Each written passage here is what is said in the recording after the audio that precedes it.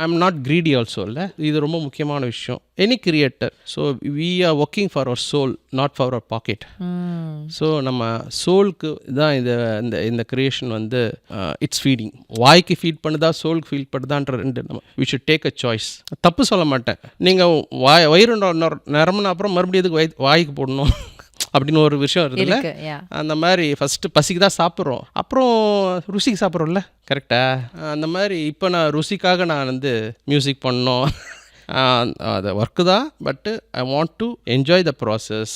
இப்போ ஒரு டியூனில் எனக்கு திருப்தி இல்லைன்னா I have to move on to the other tune. அது அடுத்த பண்ணுறதுக்கு நேரம் இல்லை அப்படின்னாங்கன்னா தென் ஐ வில் ஸ்டார்ட் சஃபரிங்.